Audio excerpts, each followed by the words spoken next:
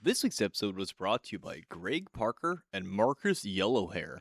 Thank you, Greg Parker and Marcus Yellowhair. It's with the generous support of listeners just like you that keep our small flotilla of bunny raiders stocked with enough salted meat to keep sailing the 17 seas, because that's how many there are after you get past the ice gates of Agapanthia, where we corroborate with a race of very polite giants in turn-of-the-century formal attire who help us write each and every episode, speeding us along through hidden channels with loot boxes full of wind before arriving at Colonel Kurtz's house, where we enjoy mangoes and popcorn reading of James George Fraser before recording, and the mythic cycle begins anew. If you'd like to join us at Colonel Kurtz's house for some mango, or just hear the second half of this episode, then please visit www.patreon.com/thewholerabbit, where your monthly donation of just $5 will not only get you the second half of this show, you'll get the second half of all of our shows, and I'll send you a big old sticker to commemorate our eternal alliance. Besides that, you'll get access to our Discord server, where you can talk with us in real time about this episode, or the movie we're talking about, or the book we're talking about, or whatever it is, because damn it, we're nerds, and it's easy to bait us into conversation. In this week's episode, we invite our friend Julian the Philosopher back on the show to discuss the mythic source material from which Christopher Nolan's new film is based, the Odyssey. We discuss not just Nolan's new film, but Homer's Iliad and Odyssey, quite a bit of historical context around these works of epic poetry, how these stories were thought of initially, criticized by Plato, recontextualized by Virgil, translated countless times, and transformed into Nolan's new blockbuster film. As part of our larger conversation, we discussed the dichotomy between the Homeric hero and the Platonic hero, considering how each incarnation of the story fits into the framework or not. And ultimately we ask, what would Plato think? Remember, never get off the boat. Thank you, and enjoy the show.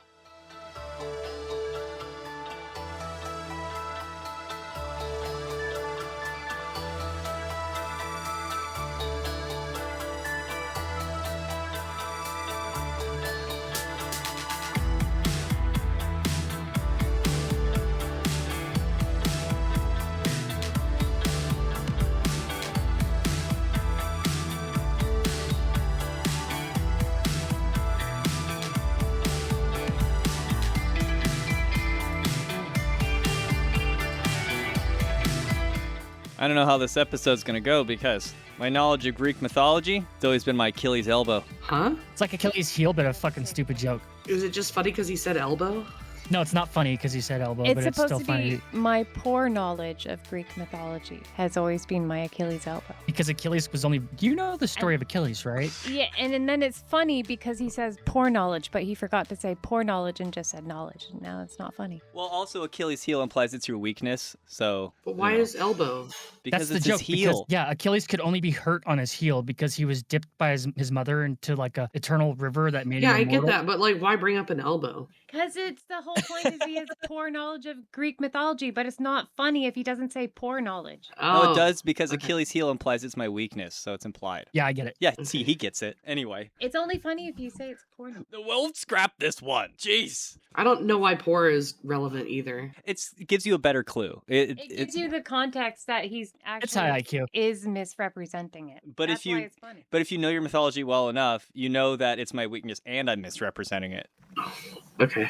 Okay. It's not as funny. But it's harder to... Okay, moving on. According to Greek mythology, Chiron was half human and a half horse doctor. Yeah. That made him the centaur for disease control. Today I learned the vasectomy procedure was pioneered by the Greek physician Euclipides. What about testicules? His instructions were as follows. Euclipides nuts. Get wrecked, nerd. You know, there's a Greek myth about a stream whose water will attach itself to your skin for all eternity. Oh? Yeah, the river Styx. Oh, I get it. And relevant to our discussion today. Why did the retired Greek warrior go to the doctor? Why? For post-Spartan depression? Oh, wow. Hello, everybody, and welcome to The Whole Rabbit, where we don't just discuss the mythic DNA of Star Wars and dissect it for its occult, spiritual, and historical significance. Nay, we sometimes direct our lethal pattern recognition towards other mythic real estate, including one of the oldest, most cherished, and referenced of our entire culture, Homer's The Odyssey, as recently adapted into a very popular and controversial 3-hour-long epic film by Christopher Nolan, which everybody's talking about. I'm your host, Luke Madrid, also known as the Hack Rabbit. I'm joined this week by our loyal hunting dog, Marisama. Woo. The Trojan Unicorn, Heka Astra. Hello. The Knights Hospitaller of the Lestragonian Welcoming Party, Tim Hacker. Also host of the Crypto Chronicles podcast. Check it out at cryptochronicles.com. We are joined once again this week by our special guest, the Platonic champion, Julian the Philosopher. Welcome back to the show. Hey, thanks very much for having me again. I'm pretty excited to talk about this. I've thought about little else in the last 5 days after impulsively going to see the new Christopher Nolan film because, as it turns out, when Julian asked what Plato would think about resurrecting and celebrating the morality of Homeric heroes, turns out Julian was cutting straight to the core of what makes this new film so controversial. And you know, all of it could have been prevented if they had just invited Eris Discordia to the party. Damn straight. In Discordianism, we call this the original snub. So I'm happy I went and saw the film without knowing any of the hype or controversy around it. And I went in purely considering exactly what Julian asked the last time we had him on the show, which is, how would Plato feel if we were just to resurrect the Homeric heroes faithfully within their native morality and then celebrate them on screen? How would he feel about that? And we speculated under Julian's tutelage that he probably wouldn't feel very good about it. He would want our heroes to be of the more Platonic and, as it evolves, Christian in the morality, if you will, which seems to be a big controversy and talking point about Nolan's film. Many people are upset that Nolan did not depict the Odyssey as perfectly faithful to the Homeric hymns, which included essentially an alien and what we might consider barbaric form of morality. What Nolan chose to depict was a modern hero, a hero of the mind, if you will, a moral hero, someone who's not, throwing puppies over cliffs and pillaging villages and then not feeling He's a bad about it. mercurial hero. Yes. But mercurial might not mean what people think it might mean because, the first thing that comes to mind is maybe, he's greedy, he wants money. But no, it's actually just cunning. It's a classic hero where a lot of the times you had to beat things with cunning instead of brutality or strength. That's mercurial. How far do you want to go into the spoilers with this one? This is a story within a story that we're talking about. We have the original story, which is Homer's story, and then we have Emily Wilson, who is the feminist who wrote the interpretation that Nolan used to write his Odyssey, and then you have Nolan's Odyssey. So there's actually 3 Odysseys in one. It's not actually one Odyssey. So it's like, which Odyssey are we talking about?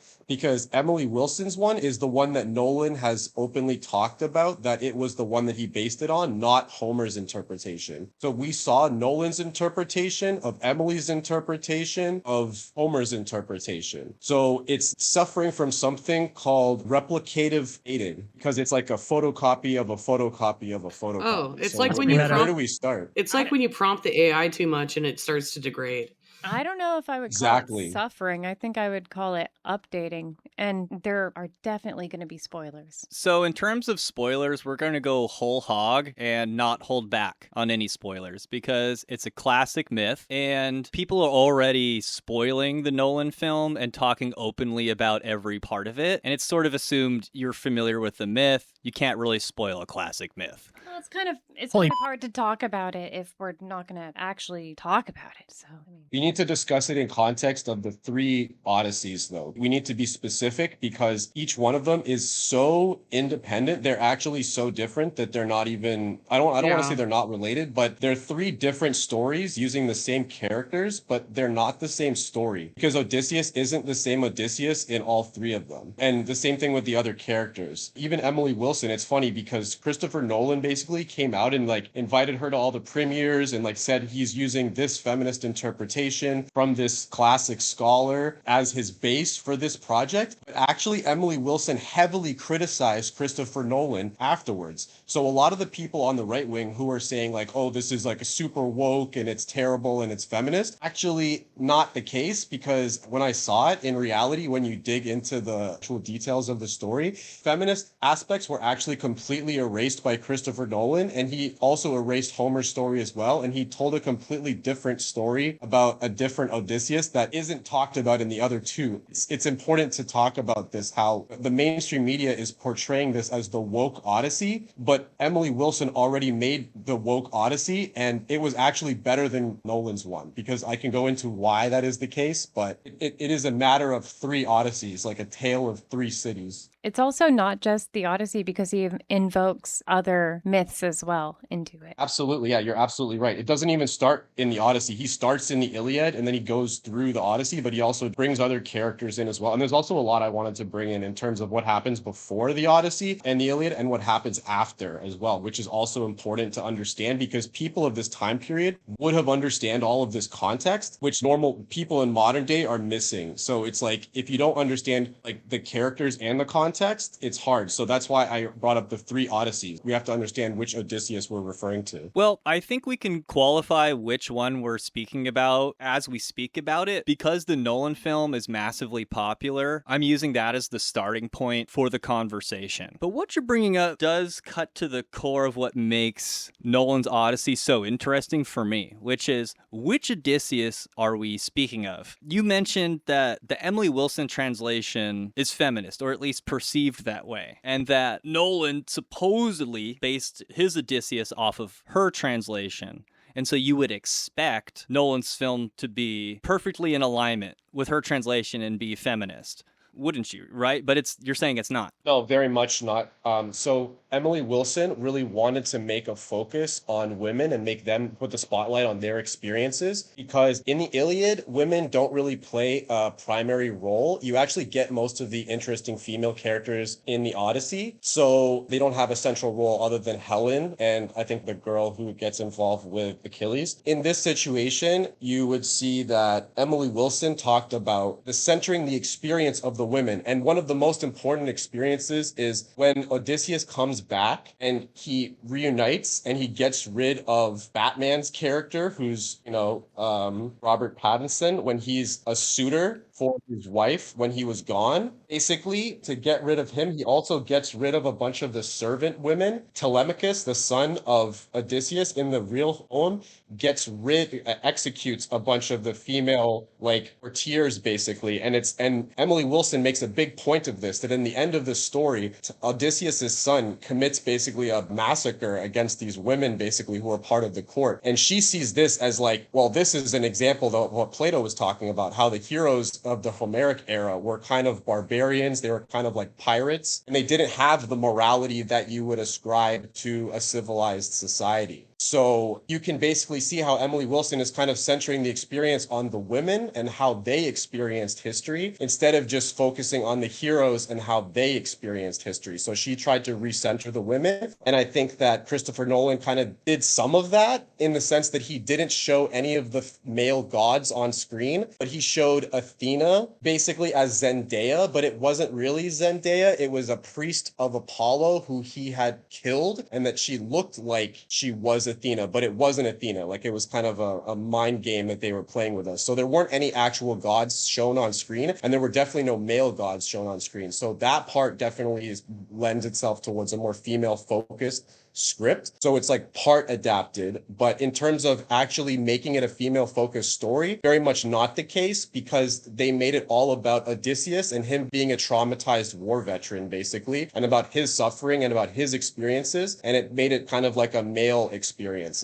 in my opinion. I agree. It did read as a patriarchal, male-centered, even Christianized telling of the story, where it did not portray the women as these triumphant girl bosses, or as all the men are morally bankrupt and incapable and you need the women to both be the capable one and the morally good one. It didn't play into a lot of those quote unquote woke tropes, in my opinion. And it focuses a lot on the father archetype, which is patriarchal. I wanted to weigh in on an esoteric perspective about Zendaya being cast as Athena, because throughout the film we see Odysseus claiming to other characters that Athena had come to him and given him information shortly after we see Zendaya on screen doing same. And we learn later in the film that, was it a priest of Apollo? Do we know for sure? Priestess. Do we know she was a priestess of Apollo specifically, or she's dressed like a devotee, right? 100%. And not only that, but actually it was also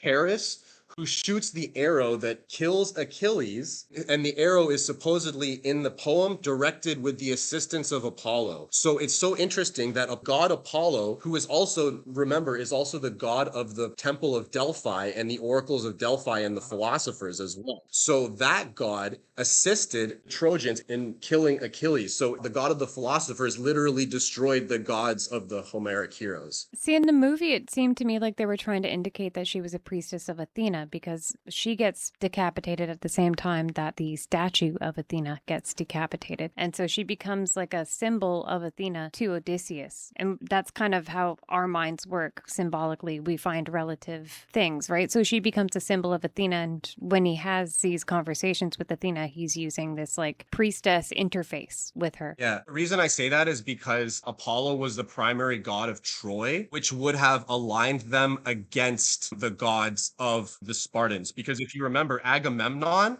was actually a Spartan king. Mm-hmm. So it was like Sparta versus Troy. And Sparta would have been, I guess, probably Zeus, Poseidon, Hades, in the mix of those worshiping of different gods. And then they would have demigods for different aspects. But it would make sense because if you remember, Agamemnon sacrifices his daughter to get a favorable wind in order to get to Troy in the first place. So basically you can see that Poseidon also very upset at Odysseus as well. So you can kind of see that like Apollo is the god of Troy. So yes, she is cast as Athena, but in terms of like who is responsible for the protection of Troy and for like the temples that would have been surrounding it that they would have raided, they would have been temples of Apollo most likely. Yep. In the movie though, it was a temple of Athena because they bring the Trojan horse into the temple of Athena and it's that temple that they pillage. And that's the temple that she's outside of when they cut off her head and then they cut off the head of Athena. And the whole thing is that they're betraying Athena. Yeah. And they're betraying like the sacred house guest host like system and stuff like that. So there is like an element of if you displease the gods, they will strike you down kind of element here as well, right? What I was getting at is esoterically, from what I understand, when you make a sacrifice to a god, that sacrifice becomes as the god or one with the god. At least in ancient civilization, that's sometimes how it's explained. Yep. And we also have Calypso, who is more of a demigod, really, than a god, but... Okay, so this is the important part that Nolan chose to portray Odysseus as a faithful husband, when in reality, he had a liaison with Circe, the witch, and then he also had a liaison with other women as well. So this idea that he is a faithful husband has been manufactured for a modern audience. And I would assume that Emily Wilson, I'm assuming that she would not go for the honorable husband approach to look at Odysseus because she probably also would have been more skeptical of the way that men were treating women. And I would say that from her perspective, she wanted to center the female perspective of trauma. So that's how you see Circe, for example, in the real story, Homer's story. Circe is like a fearsome warrior goddess sorceress who like transforms men into pigs. She's a bitch. But then in the story has a sexual relationship with Odysseus. And we don't mention that. Then in Nolan's story, he doesn't have a relationship with her and he's a faithful husband. I don't know what that says about our modern society. What it tells us is about the society that Homer lived in, and it tells us about the society that we live in now and what kind of values we're trying to represent. I think it's really interesting the whole way that the relationship with Calypso is being portrayed because, I mean, obviously he wasn't faithful to his wife, but it wasn't of his fault. She was deliberately feeding him Blue Lotus, right? Yeah. And so it is kind of a more modern narrative where it's like, well, the males can also be the victims. I find that fascinating. And she is threatened to stop, right? I thought this was a really interesting take because regardless of whether Odysseus wants it or not, Calypso is a demigod. And when you talk about Zeus or Jupiter forcing himself on women, it's not always implied that like the women don't want it. It's just implied that when you put a human versus the authority of a god, there's no real way for consent to have any meaningful value, right? It doesn't make sense anymore. And so it becomes the R word, right? And in this way... That's what Calypso did. That's what Calypso is doing with, because she's a demigod. She has powers that Odysseus does not have. She can sort of force him to consent, even if he doesn't consent. But Zeus is still mad at her. That's very easily overlooked because in the film, people are like, oh, why does she want to let him go so easy? She just helps him for no reason. And she doesn't. It's right after Athena explains, like, who do you think is moving the water and the winds and the birds? Yeah, because like Odysseus is like, why can't the gods speak in a way that that we can understand. And she's like, who doesn't understand lightning and fire? And then right after that, you get the impression that Calypso is figuring out what to do with Odysseus, and she hears thunder on the horizon. She sort of like switches her position, like, maybe I will let him go. Yeah, it's like Zeus speaking to her directly, like, you better let him go. Because humans might be sort of dumb and not understand the basic signs and symbols, but Calypso's not. She's a demigod. She knows exactly what that thunder means. She means, I'm gonna get clapped if I don't let this guy go right now. Like, those things are really easy to overlook. I'm not even so certain that the stranger in the opening of the film isn't Zeus in disguise, because he's the one that convinces Telemachus to go see Menelaus in the opening of the film. And then I think he disappears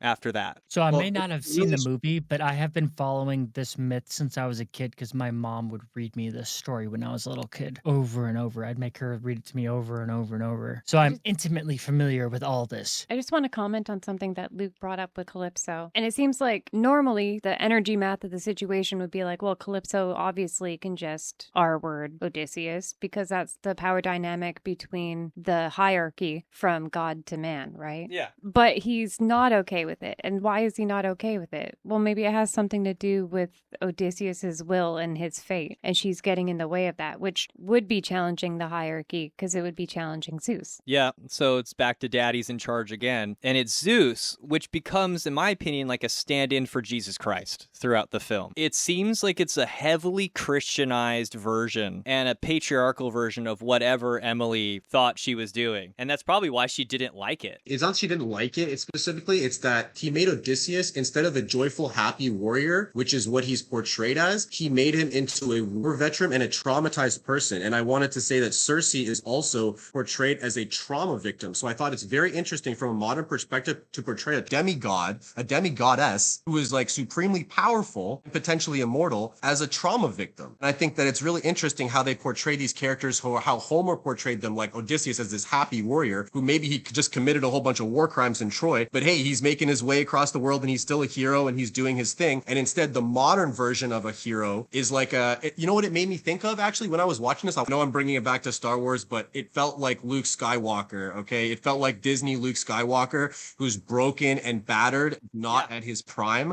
And it definitely felt like the death of heroism. It felt like they wanted to show us a broken and battered hero. And they also didn't want to show us any male gods, which I think does, to some degree, actually make it more of a rationality and Thucydidean kind of historically attempt at accuracy. Thucydides basically was a historian who didn't use God as an explanation for everything because people were so God intoxicated back in the day that they thought everything was the responsibility of God. So therefore, Thucydides would record battles. Instead of saying God was responsible for XYZ, he would record the actual number of participants and the actual like physical realities on the ground. And I think that that's what Nolan was trying to do. It's almost like he's taken a Thucydidean approach to the Iliad and the Odyssey. He's trying to remove a lot of the mythical elements because, as I'm going to talk about later, he took out a ton of mythical elements. He took out every male god. He took out even the indication of a female god other than the demigods. Well, he didn't take out the male gods. Deity. He just didn't show them in appearance. Yeah, he did. Well, he didn't show any of the gods in general. He just showed like avatar likenesses or like images that could represent, maybe be them. And I think it was almost a Thucydidean approach. It was like he's trying to show what it would have looked like if there wasn't this like mythical veneer on top of it, practicing demystification. I don't think that's any different though than how it is portrayed typically in mythologies where it's like the embodiment of, like even Zeus as an old man, it's like Zeus embodied as an old man. And it's kind of in line with other cultural renditions of how the gods appear to us. And I also think that even the gods themselves are traumatized. That's like you look at a lot of the mythologies and you see that like this crazy traumatic thing happens to a god and that's why they do this thing this way. It just happens like that. Yeah, because they could be Absolutely. externalizations of personality complexes that we have. Yeah. And I think the absence of the gods is part of the Christianization of the myth because where are the gods? Where is Jesus Christ? How come when I pray to Apollo or Dionysus or whatever, where nothing happens. Where's God, you know? And I think that's calling back to the Platonic hero and the Christian, where you have to go inward to find God. You know, God's not out there. Which is also a feminine principle. Like if you're talking about energetic principles, the ability to embody and be a vessel for is very feminine. So I think it's kind of interesting it was reflected this way visually in the film. Yeah, I agree with all of what you were saying. And I think Luke's really onto something with the Christianization, because if you think about it, Circe was like the suffering god. And like you were talking about the suffering gods, and who is the suffering god? Jesus Christ, suffering on the cross for our sins. So if you think about it, it's a Christianization. And I think that to a degree that it takes, how do I say this? It removes some of the aspects of the hero's return as well, because Odysseus's fatal flaw isn't fighting, it's pride, taunting Cyclops, revealing his name, which is also removed from the story as well. Emily Wilson's rendition, I think that she highlights the harsh power dynamics, most famously calling out the execution of the enslaved maidservants at the end as a brutal massacre, rather than just glossing over it. So I think that Nolan basically took out one of the most important elements that shows that Emily was talking about, which is the massacre of the maidservants. He should have left that part in, because I think that it would show the savagery and the barbarism, and I think it just wouldn't fit with a modern audience. A Christianized audience just will not accept that these are the heroes of that time period, that Odysseus is a liar and that he's a schemer and he's a trickster, kind of like Loki, and that those kind of heroes were acceptable in that time period. But it's a redemptive tale, right? And even any of the deception, it shows you the consequences between moral deception and immoral deception. I also think this aspect you're talking about is given a wink and a nod in the film when John Leguizamo's throwing the puppies over the cliff. Like, is this the movie you want to see? And then, I heard the audience audibly gasp. Yeah. When that happened. Yeah, because nobody actually wants to see that. No one wants to see that. Like, except there's maybe two groups of people, right? And I'm going to bring up politics now. You've got the extreme left that wants to portray Odysseus as an evil person that we should not emulate, and our culture is inherently diseased and evil and bad, and that's why we should allow it to destroy itself and allow the suitors to come in and fuck our wife and take over our kingdom. And then you have the people on the other extreme, which are like, yeah, why don't you portray Odysseus as he was? Because that's the only way to preserve our culture, is to portray him speaking Greek and raping women. Fucking pagan. You know, and like being a fucking crazy ass pagan. And it's like, bro. This is actually a really good way to meet in the middle and be like, hey, there's actually a way to adapt this so that we can understand it in modern terms, how it's applicable to us, which is what we always do to mythologies. Always. Throughout time, we adapt them over and over and over again and update them. Which you could argue is actually the tradition itself, is to update these things. Because, like you mentioned, the film doesn't restrict itself to Homer's Odyssey, because you have Sinon in Nolan's Odyssey, and that you have to invoke Virgil. And by the time you get to Virgil, you're messing with a more Roman perspective, which does recapitulate the entire Trojan horse in the Greeks as an immoral act, such that by the time you get to Dante, which I believe Virgil is like a spirit guide throughout the text, they find Sinon, and Sinon is burning in hell as a deceiver. And at the heart of all of this, at the risk of becoming too political on the show, I get the impression that Nolan has created a Trojan horse to make it appear as if this is going to be some kind of a woke Odyssey. Part of that includes his casting choices. But after you lug it into the gates in this case being postmodernism or whatever, it's actually full of a bunch of patriarchal Christian morality, in my opinion. And the casting choices play into that. Because on the surface, they look like, oh, this is DEI casting. But it actually, when you look up close to it, it seems very critical. And part of that is Sinon. I feel it's actually kind of critical of both extremes, and it's kind of offering a way for them to play together in a way that can synthesize morality for both sides. And I personally think that's brilliant. So I think Plato basically is the middle ground that all of us can reach, which is that it bridges the gap, because he would basically agree with the feminist and he would say, yeah, Odysseus is a bad person. And if you look at the story that he tells and how it goes in the real story, you know, him cheating on his wife and massacring the maidservants and stuff like that. Also, don't forget that the Trojan horse itself is literally Odysseus's idea. Like, he's the one that comes up with the idea for the Trojan horse in the story. So he is the deceiver, he is the liar, that is his role. And that all the other heroes are like, well, I just want to honorably, you know, walk up and like fight my enemies, you know, like they used to do back in the day in straight lines and just march into oncoming fire. And instead, Odysseus is like, well, instead of that, why don't we try guile? Why don't we try tactics? Why don't we try the art of war? Indeed, very much so. And I think that Odysseus was probably the only literate one of all of them. Agamemnon, of Ajax, and Achilles, I doubt any of them were actually literate, because you have to remember this time period that we're talking about. It's like 1500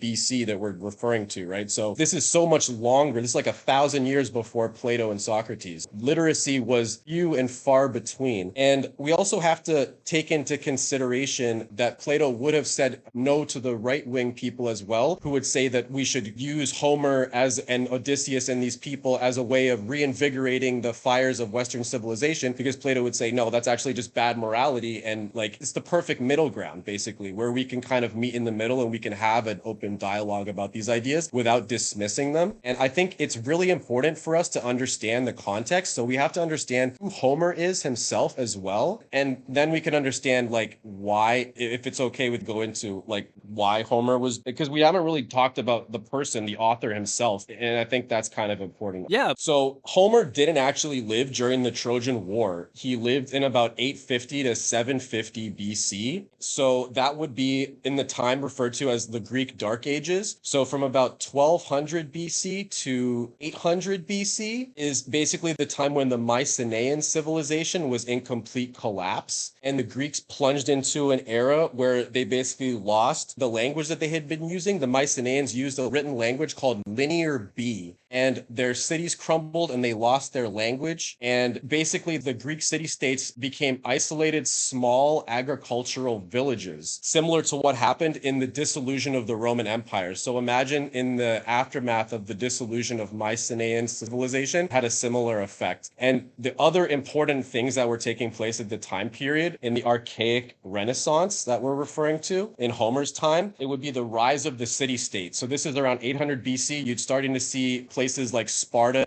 start to gain prominence and other smaller city-states. And you're going to see, for example, the first Olympic Games ever was held in 776 BC. So that's pretty amazing if you think about it, because you think about the Olympics being this like time immemorial tradition that was never broken. But in reality, Homer, was around before he probably witnessed the first Olympic Games, which is pretty epic. So he's seeing the beginnings of these things that we would have considered myth, essentially, and other things that were happening in the world at the same time. The Neo-Assyrian Empire, so the Proto-Persian Empire, was becoming the absolute superpower in the Middle East, expanding aggressively, dominating Mesopotamia, and also the dawn of the Roman Empire. According to legend, Rome was also founded in 753 BC by Romulus and Remus, right around the exact same time that Homer was composing these epics. And also the Chinese Zhou dynasty was transitioning to a spring and autumn period, a time of rapid you forgot something, bro. The Trojans were also legendarily rumored to be the Romans. Really? According to Virgil, but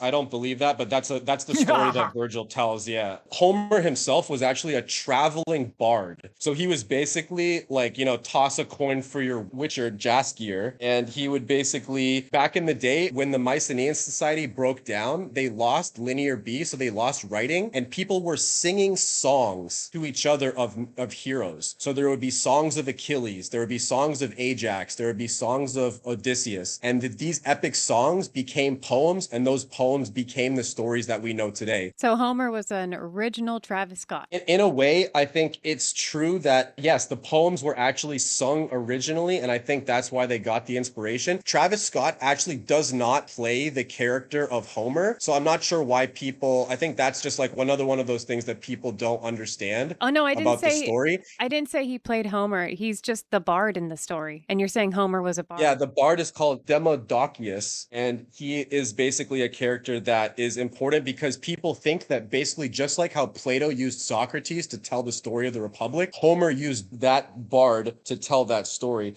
Demodocus, he is basically Homer in the story the same way that Plato did that. So that's just like an interesting side. Self-insert. But the traveling bard thing, it's like bards didn't memorize memorized thousands of lines of poems. They basically sung them to a bunch of people, and they would be a bunch of songs about, swift Achilles and strong Ajax and stuff like that. And basically Homer would go around, would take and compile all of these pre-existing stories, use those stories and basically collect them, kind of like how the Bible is a collection of stories and brought together from an earlier time. Homer did the same thing by collecting all of these songs and poems and compiling them into like a more concrete and understandable narrative that people could grasp onto. So typically there's some kind of a theme to a myth, right? And with this movie, the theme seems to be Zeus's law. It comes up over and over and over again, right? Yeah, supposedly this law of Xenia, this idea that you have to provide hospitality to visitors and that visitors are also expected to abide by certain laws of hospitality. From what I understand, this is already like hard baked into the culture by Homer's time. So when you say Xenia, you mean like Athena Xenia? Oh, Xena, that's Xena. Xenia? What do you mean by Xenia? The rule of Zeus, Zeus's law. It's called Xenia? It's like divine law or something, yeah. I didn't know it was called Xenia. Okay. Yeah. So it was sometimes called Athena Xenia or Zeus Xenios, or Zeus's hospitality, or the hospitality of Athena. So what does that mean? So evidence of exactly how ancient the rule of Zeus is can be seen how hard baked it is into the Proto-European language group, where the Greek xenos means not just stranger or alien, as we might expect, but also it means guest or host. There's also the Latin hostis, originally stranger, later enemy, and hospice, which can also mean host or guest. The German Gast is traced back to the Proto-Germanic Gastis, which also means stranger, host, or guest. My point being, the rule of Zeus is not just something that Nolan made up. It's not something that it's so hard baked into our culture that it exists in the Proto-Indo-European language group. And from what I understand, it's still practiced in India. You're still supposed to treat your visitors as if they might be gods in disguise. So this is also based in Greek mythology itself, too, because of the whole Zeus may appear as a man thing that's actually rooted in Greek myth. It kind of invokes the golden rule in doing so. It also reminded me of, like, remember in the Bible, too, where they say, don't turn away strangers because they might be angels? Yes, yeah. So it's kind of like it may be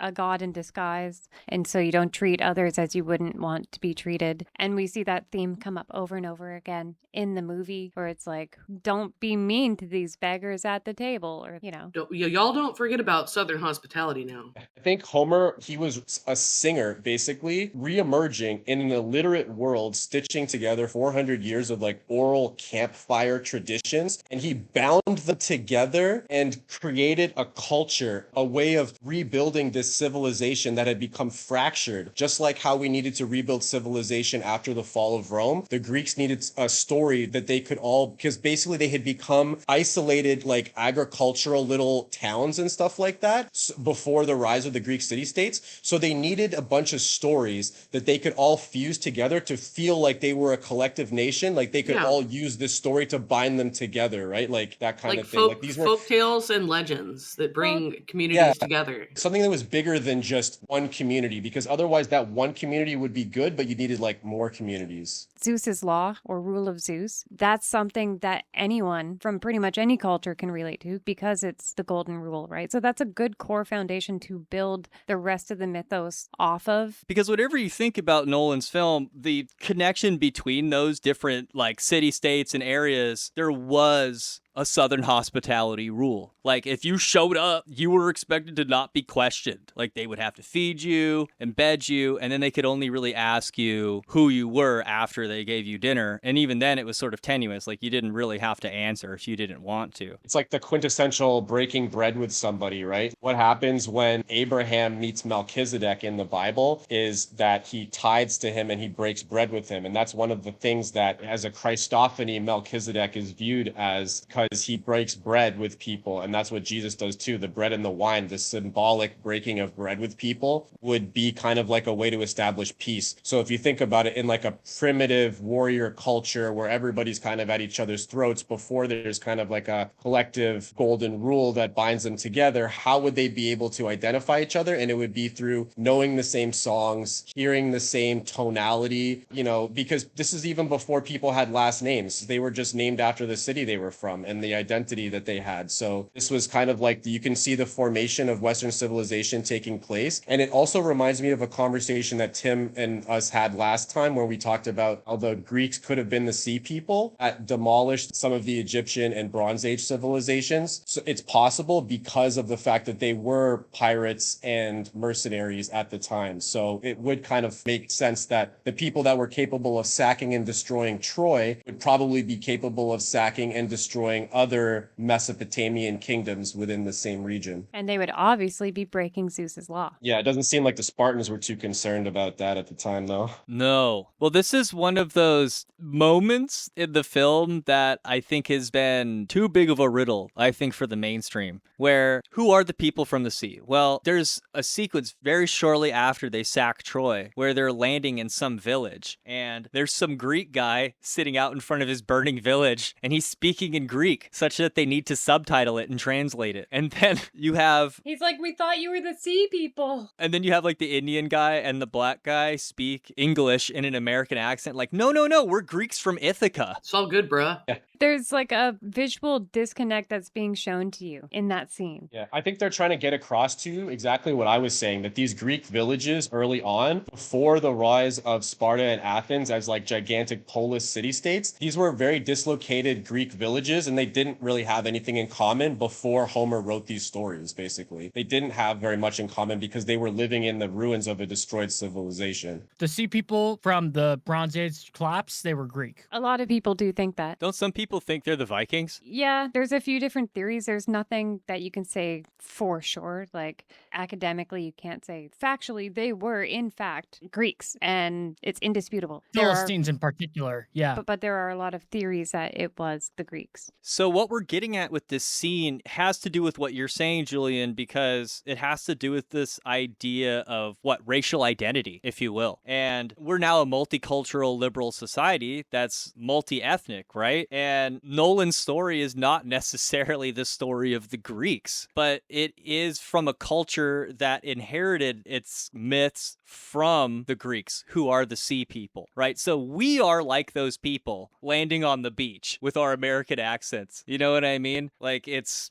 ironic right now. We are the sea people, Europeans and Greeks and British people. It's almost like a bunch of Canadians landed on the beach there. You know what I mean? There's actually a guy I think his name was Harold Bloom. He once declared in the new Criterion, everyone who now reads and writes in the West, of whatever racial background, sex, or ideological camp, is still a son or daughter of Homer. And that's from the History.com channel. Thank you for reading that. That was an interesting quote. That's exactly what I think is being said in that sequence. And so it strikes a middle ground between both political poles, in my opinion, because it feels like the film is not saying to turn a blind eye to the sins of our culture and of our past, but it's also warning us that we face the threat of losing our culture and destroying what is most precious to us at the same time, and that we shouldn't be completely unapologetic about our past, but we also shouldn't throw the baby out with the bathwater. It's something subtle and more moderate in between. So this whole rule of Zeus thing, even if we were strangers to begin with, because pretty much every culture throughout history was nomadic and a stranger at first. And so you go from stranger to host, and then you have more strangers who also become hosts. So it doesn't matter what side you are currently on, whether you're a stranger or a host,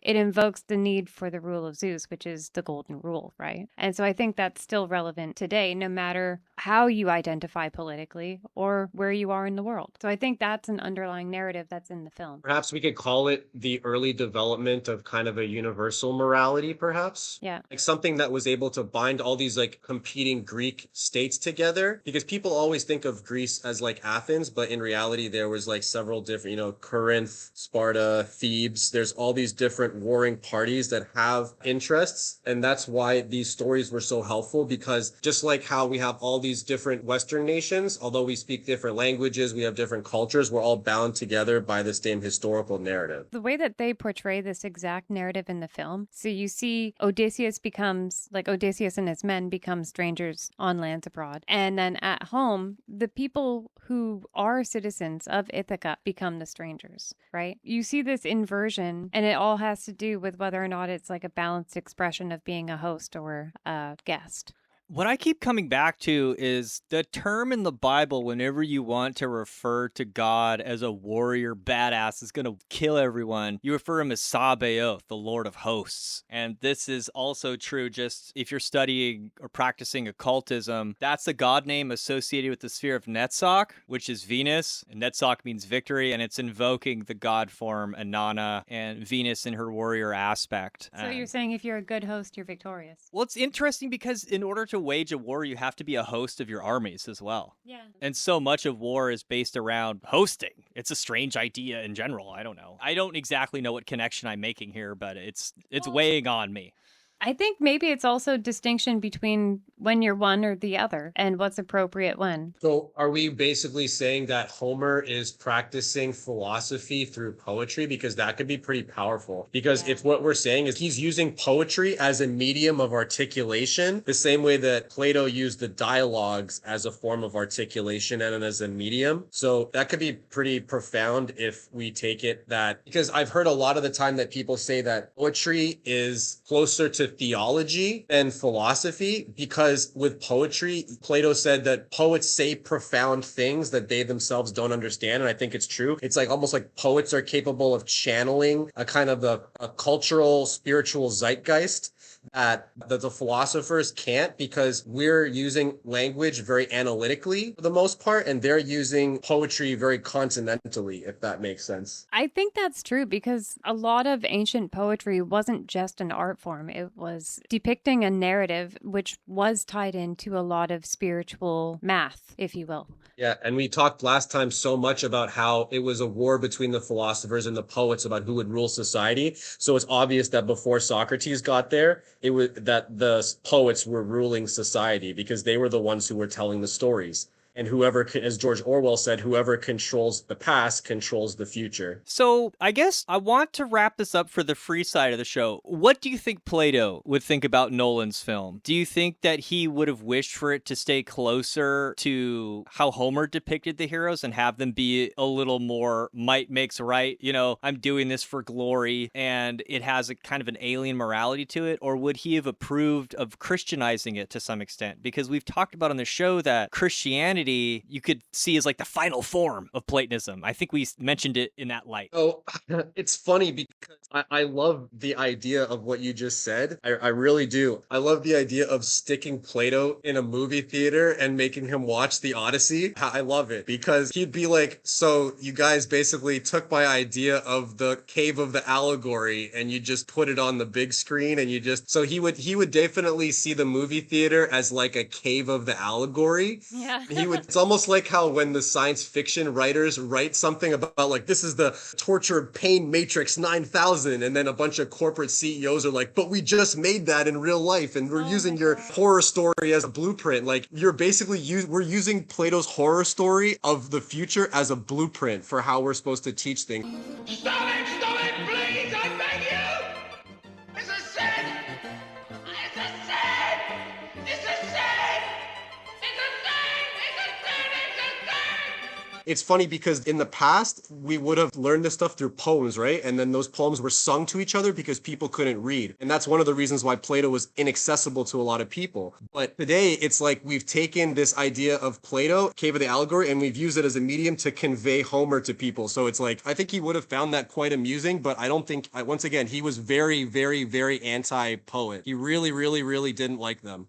So he would not have liked them at all, but he would have laughed because he would have said, I see you still haven't made the Republic. Excellent. You know, I think someone has to make this mystery science theater style Plato watching the Odyssey. Someone has to do it now. That'd be incredible. Yeah, it's very meta.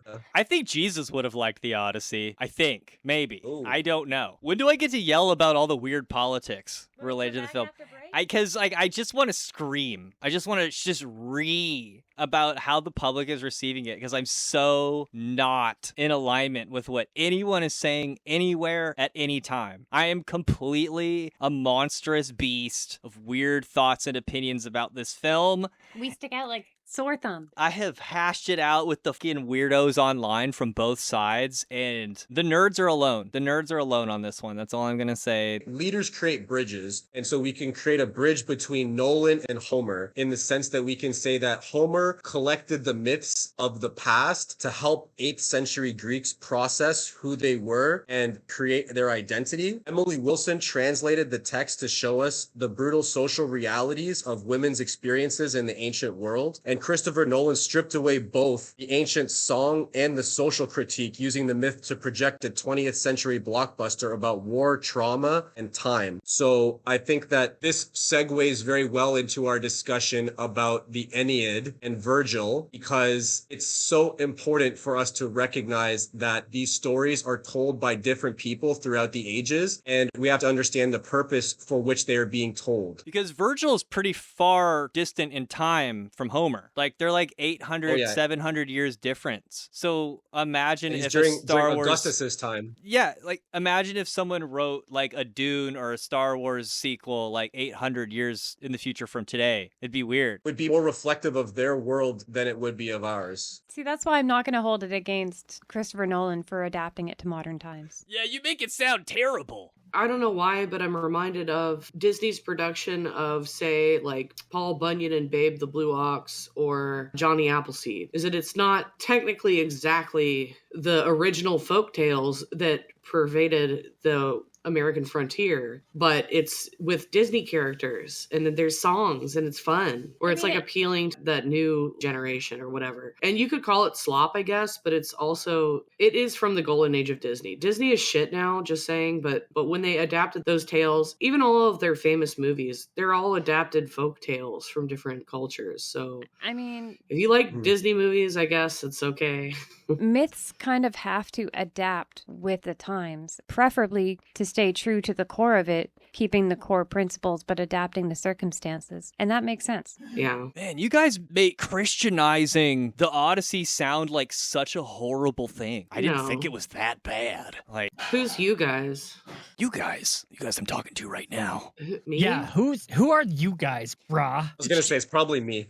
You a little bit, yeah, Julian. I mean, but also, Mark, because you use Disney to be like, this is a Disneyfication. Like, I didn't get Disney. It's true though. It's true. I mean, you can't really escape. It is. You can't really escape the Christianization of something if you're talking about Western morality. Yeah. That's what I'm saying. It's all founded upon Christian morality. I don't disagree, because that's what grew into it. Because like even the first Bible ever written was in Greek. So Christianizing something as far as morality goes or energetic themes goes doesn't necessarily make it a Christian specific piece.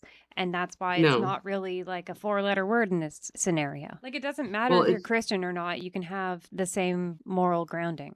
Well, it's interesting too. I mean, I feel like all cultures could relate to Greek stuff because Greece was positioned exactly in the middle of all of the continents. Yeah, dude, who doesn't love naked buff dudes? You also have there's Greek rub off in like Russian culture and in like Middle Eastern culture and in African culture. Ooh, can we talk about the fact that Christopher Nolan erased the Ethiopian army and the Amazon army who show up to support Troy? Yeah, so there's actually supposed to be an African army that shows up to support Troy against the Greeks. And there's also an Amazonian queen who shows up with a host of Amazons and mythical people who show up. Both of these hosts show up to fight Achilles in like a crazy pitched battle. Imagine this, like a bunch of Ethiopians geared up in armor made by the Greek god Hephaestus. They show up from Ethiopia, and then beside them is an army of Amazons with the Amazon queen. And all of these people show up to assist Troy as their ancient allies. And they show up to attack Achilles, and Achilles kills all of them. Now, you're telling me that wouldn't have made a better scene? Come on. That would have been, and they didn't do it on purpose because it's obviously in the Iliad, not in the Odyssey.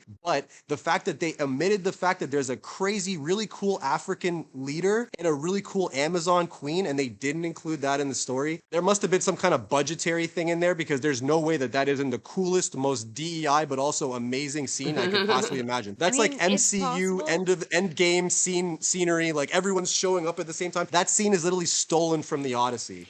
It's possible that they didn't include it because they didn't want to make too much of an emphasis on the commentary regarding trade route allies, because that's like a lesser aspect of the story. So it probably got glossed over. How is it DEI if Achilles wipes the floor with all the snoo and the black ladies? That's not very DEI. Maybe that's why. Right. Also, Achilles isn't even there. It's Sinon. I mean, it seems like he's trying to make them all play nice together, so, That's the movie Matt Walsh wanted. Matt Walsh wanted to see Luke Skywalker kill all the black Amazonian women, put on the crown on his head, fuck Chewbacca in the ass, and be like, I'm the king! I'm the king! That's closer to reality. I mean, they really did sanitize the movie, and they removed all the parts that Plato would have probably said that was reprehensible. So it's almost like they basically took his advice and they censored all the reprehensible parts of the Odyssey. Right, but if Odysseus is supposed to be a protagonist, then obviously that's problematic to the narrative.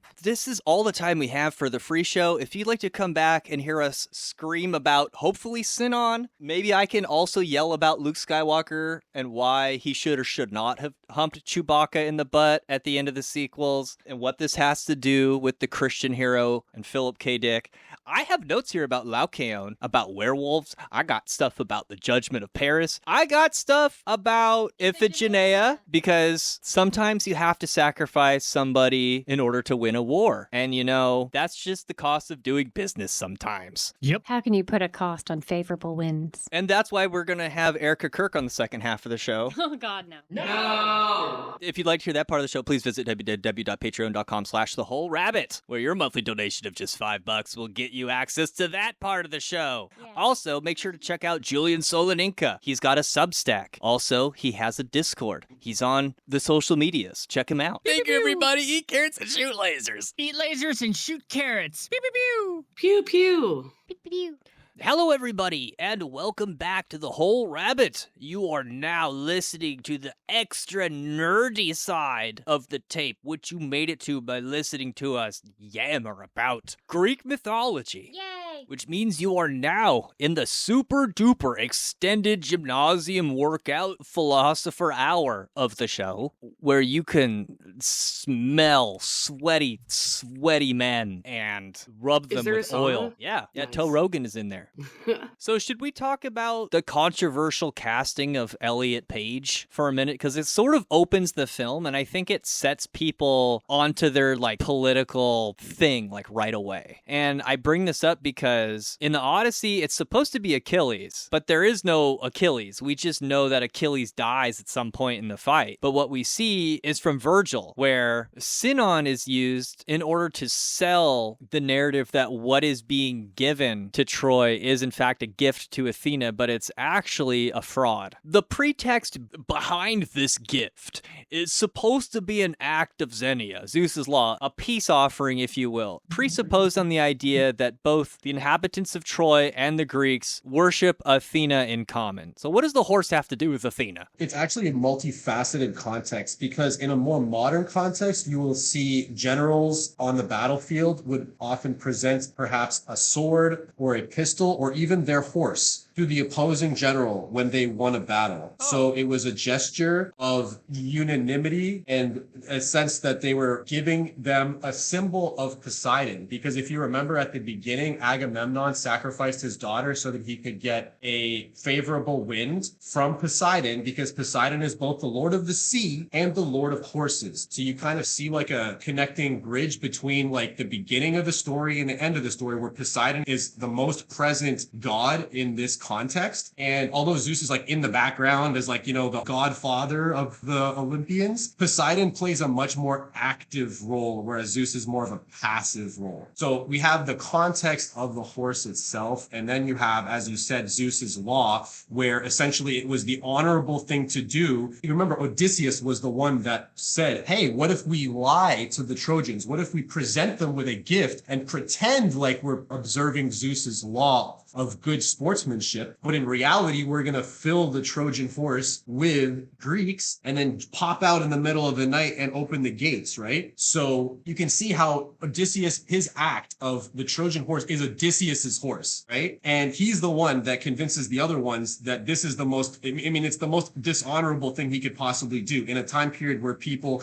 would rather die, choose death over dishonor. You know, Odysseus is like, well, you know what? I think I'd rather win and be dishonorable in winning than lose and, you know, be honorable in losing. So it's actually kind of Odysseus is actually more of a modern man in that sense, because he wasn't. And also, I don't know if you guys are aware, but Ajax also self-deletes himself after, and Achilles dies, basically. So Odysseus is the only man left. He's the last man standing, as they would say in Halo. He lives because he's the only man who's willing to break the rules. All the other men are dying on their sword, like honorable fighters of the, you know, Bronze Age, but Odysseus is like the modern man of guile and wit, and he's capable of lying and, you know, maneuvering himself around these places in order to survive. So they make it very clear that, you know, the horse itself, although it's masquerading as like an honorable act, and that's why it's allowed into the city, because they believe that the Greeks are observing these laws, and how could they possibly disrespect the gods in such a manner? So that's why it's so unbelievable to the Trojans that the Greeks would do something like this, and it honestly portrays the Greeks as actually very dishonorable, because it shows that, like, in reality, like, the Trojans might actually have been the victims and the hospitable ones who were like trying to like do the right thing, and that they were being attacked and that they actually died because they were trying to observe Zeus's laws. So they somehow lost favor. From what I understand, the horse is not that, is it even in Homer's version? It's not that big of a part of the story. It's a much bigger part of the story for Virgil, from what I understand, where it's sort of like, it's as you say, like by the time we get to Virgil, it's not a heroic thing anymore. It's a dastardly, tricksy thing. And because Virgil's from the Roman perspective, that makes sense because it's kind of anti-Greek, right? But it's that Nolan's Odyssey begins with. So that tells you right away that we're already looking at this act in a negative light as an unheroic thing to do. You know what this really tells you? It's actually Virgil's Odyssey that we're watching. That it's actually a combination of Emily Wilson and Virgil's Odyssey. So this is where I wanted to start, because this is the most important aspect that I think that almost every other group or podcast has overlooked due to, you know, time requirements or lack of understanding. But this is the silver bullet, honestly, that Nolan's movie isn't new. Virgil did the exact same thing 2,000 years ago when he took Homer's Greek myths and completely hijacked them to serve a totally different specific political agenda. In fact, Nolan's film explicitly lifts its opening sequence, the fall of Troy and the Trojan horse, from Virgil's book 2 of the Aeneid, because Homer barely covers the actual fall of Troy in the Odyssey. Basically, how Virgil transforms the hero, he transforms Odysseus. Homer's Odysseus is motivated by individual survival, personal fame, and clever tricks, while Virgil has a very different hero. The hero of the Aeneid is a man called Aeneas. And Aeneas is a Trojan, is not a Greek. And the story picks up with the fall of Troy. And Aeneas is a Trojan who's escaping the fall of Troy, carrying his old father on his back and holding his small young son by his hand as he escapes the burning city of Troy, as Achilles and these awful Greeks are destroying the city and laying waste to the civilians, the last vestiges of Trojan civilization. And Aeneas is basically the last hero. He's basically the biggest hero other than Hector and Paris. He is the biggest hero he's like the Superman, the Ubermensch of Troy. And the Romans, and through Virgil, try to associate the Trojans with the Romans. Yeah, because he ends up being like their first king archetype, and it leads to Romulus and Remus in some way. I remember researching this because at some point along the story, it's one of my favorite renditions of the Golden Bow, because Aeneas has to, you know, snatch the Golden Bow off of the sacred tree of Diana in order to go into the underworld. I think it's to talk to his father, I believe it is, but that's the movie I want to see. Yeah, so Virgil reshaped Greek myth to serve the Augustan imperial propagandistic civic ideals. So basically what happened was that after Julius Caesar died, the Roman Empire transitioned, LOL, from the Roman Republic into empire, and basically they needed a new narrative to go with this new empire, just like how the Greeks needed the Homer's Odyssey and the Iliad to form a new nation, the Roman Empire needed a poet just like Homer, and Virgil played that role. So he basically rewrote the story of the fall of Troy, and he placed the Romans,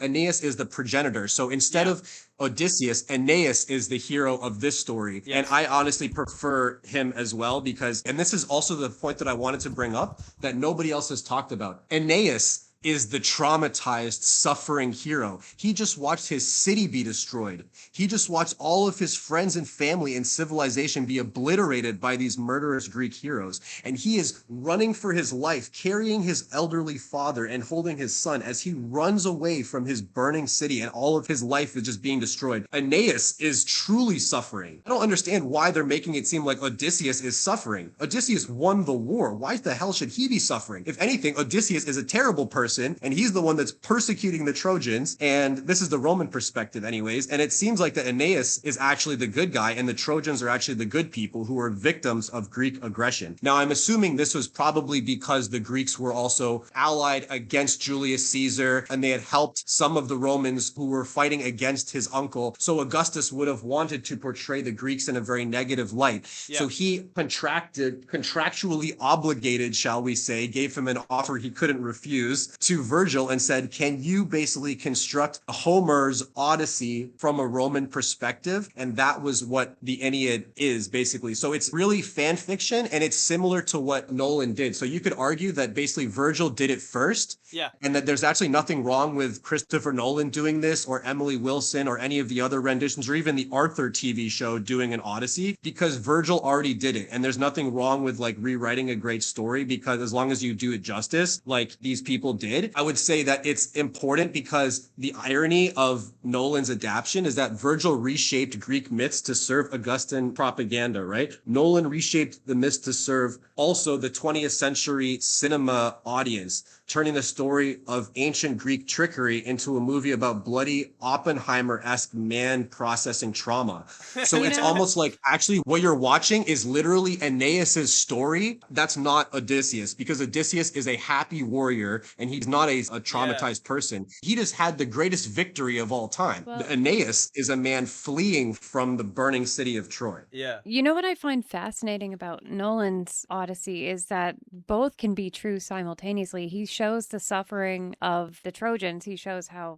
they got all fucked up by the Greeks. But then he also shows the suffering of Odysseus in the movie. And just like anything in life, there's two sides to every story, right? And it kind of seems like Nolan does a good job of showing that. I totally agree. I think we shouldn't be really upset with Nolan the way a lot of people are. They're trying to see what they want to see in it. And we shouldn't be upset that he didn't stick to Homer, because even Virgil didn't stick to Homer. So if we're going to get mad at anybody, we should be recognizing the fact that actually Nolan was inspired more by Virgil than he was by Homer for a lot of these things. Yeah. There's also another poem that happens after the Odyssey that I haven't heard anybody talk about. And it's what happens after Odysseus comes home, right? Because basically the way that we think of it is like, oh, Odysseus, the returning hero, he slays the suitors and they live happily ever after. No, there's like a whole But other actually, book that's after not- that, right? Yeah, there's another book. It's called the Telegony. Because really only the Iliad and the Odyssey survived, but there's other parts of that epic cycle that we don't have in their entirety, correct? And that's one of them, I thought. Yeah, the Telegony is a lost ancient Greek epic poem that serves as the sequel to Homer's Odyssey. So it's kind of like the Star Wars sequel. It details the final years and the tragic death of Odysseus at the hands of his illegitimate son, Telegonus, ending with a twist where Telegonus marries his father's widow, Penelope. In reality, what happens is that Odysseus is killed by his own illegitimate son, which is actually very Olympian. Because remember, Zeus, the Cronus, the Titan, was going to kill his son Zeus and the other Olympians. So it's like a very like father versus son Oedipus kind of complex we have here. I don't remember the details, but I'm fairly certain they made me study this in high school. What comes to mind when you mentioned the end, it sounds like Oedipus to some extent. It's 100%. Yeah, it's like lifted 1-to-1. And the reason we don't have it anymore is because it was lost. And the only only versions that we have of it now are from another guy who had access to it. His name was Proclus, and Proclus was like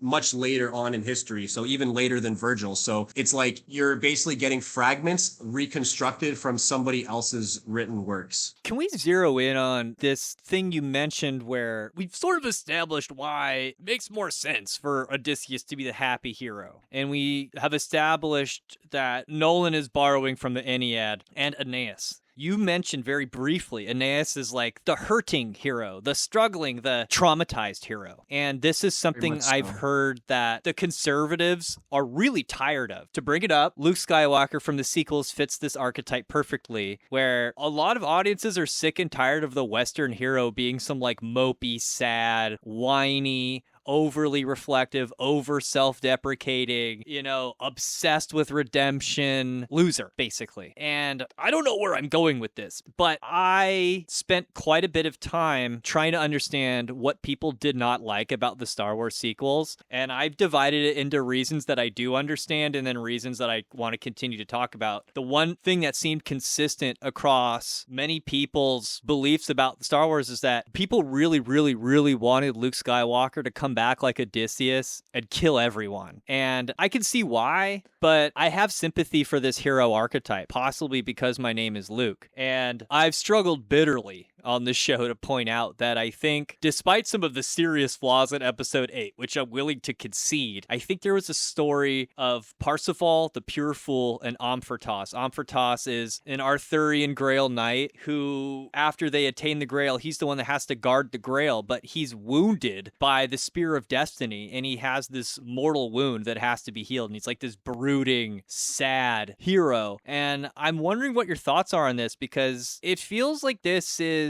a product of Christianity to some extent. This like self-reflective moral hero. So are you asking me if Aeneas is like kind of like a Christian archetypal hero? Is he like the whiny Luke Skywalker where he has to become the king, No, very much not. Aeneas is the embodiment of Rome, because basically in order for Romans to be able to construct a new identity, they need to attach themselves to something that goes back all the way in order to attach themselves to God lineage. So the emperors were very concerned about attaching themselves to the gods. And for example, since the Roman Empire had Greek subjects, they liked to allow the Greek subjects to deify them and claim that they were somehow related to Hercules or Achilles or some of these characters from Homer's Odyssey, because it allowed them to claim god status. Because an emperor was a living god, and that the way that the subjects viewed them was the way that a living god was viewed. And so in order for them to establish that, they would need to claim that their lineage was the same way that Achilles said that his mother was a god. Alexander the Great did the same thing. Alexander the Great claimed that his father was Zeus. Well, Luke Skywalker's father was the great General Anakin Skywalker. So there.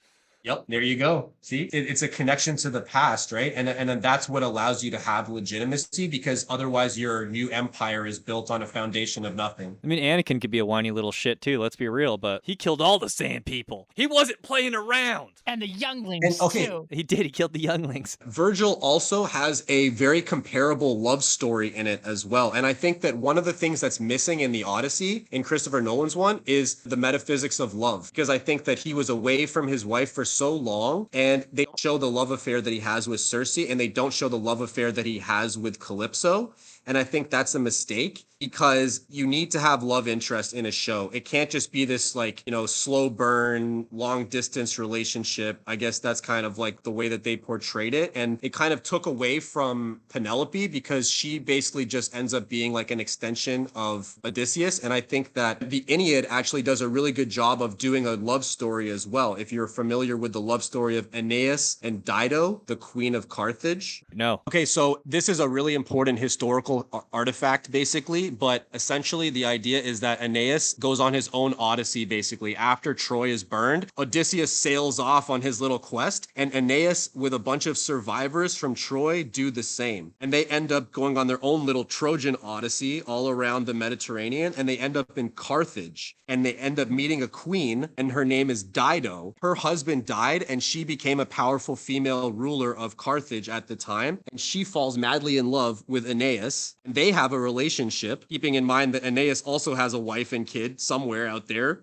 just like Odysseus. Then he leaves her because Aeneas gets a vision of Rome basically in the future, and he says, I have to leave immediately, and he just gets up to leave and leaves her. And Dido gets so angry that he leaves her that he tells her subjects to create a giant fire, and she jumps into it and curses the Romans and the Trojans forever, basically. And this is literally the origin of the story of why Rome destroys and salts Carthage, because of the story that Virgil told them about this idea that like Aeneas and Dido are like the ancient incarnations of Carthage and Rome. And so you can see that there's this like, though. how so? Carthage fell long before the Rome became an empire. No, I know, but I'm saying that this story was told to the Romans by Carthage, and it's been basically the Romans were already telling themselves that they were part of Troy long before Virgil like codified it into law, the same way that Homer was telling stories that had already been told before he codified them into the Iliad and the Odyssey. So like you're right that like these stories weren't codified until these specific time periods, but the actual narratives themselves, like the songs and the poems, were already being told. So it was like Virgil basically just did the same thing that Homer did, and he compiled